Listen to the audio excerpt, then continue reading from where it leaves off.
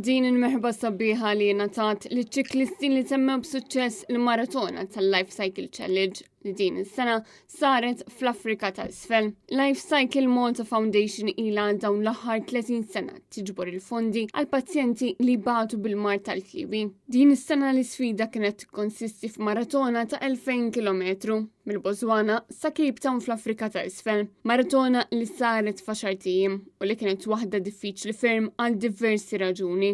Fostom it-temp, kif spiegat sew waħda mill-partiċipanti Justin Xikluna. Kellna ħafna tlajja, ħafna elementi ta' temp, sħana, xita, rieħ ma jaqafx minn kollox kellna. U jina personalment għamilta xkellina għannu kien jien il-patient u life cycle kienu għannu ħafna meta kellu l-kondizjoni.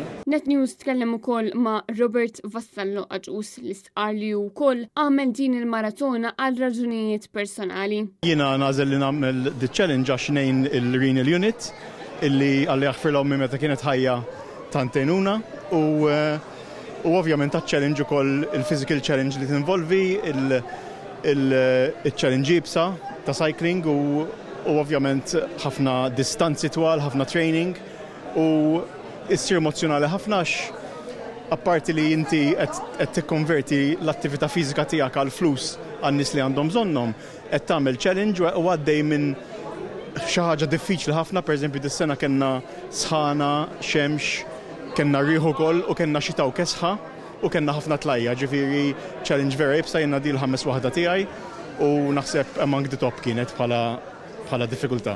Sfidi li naturalment sarfu f'sodisfazzjon kbir meta waslet fit-tmiema din l-isfida. Ovvjament sodisfazzjon kbir li tilħaq tlestija, training pays off dejjem, meta titrejnja ikollok istamina biex tagħmilha u anki il-saħħa il-mentality tagħha hija diffiċli ħafna wkoll tibqa' tippuxja mentalment biex ma tiqafx u you don't surrender. Robert Vassallo Zuppardi spjega wkoll l-importanza tal-ħbiberija li tiżviluppa matul l-isfida.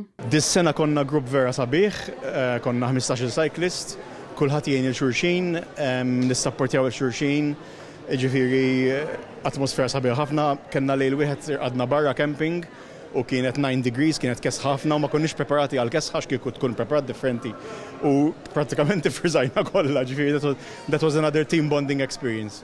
Marija Borġ, Net News.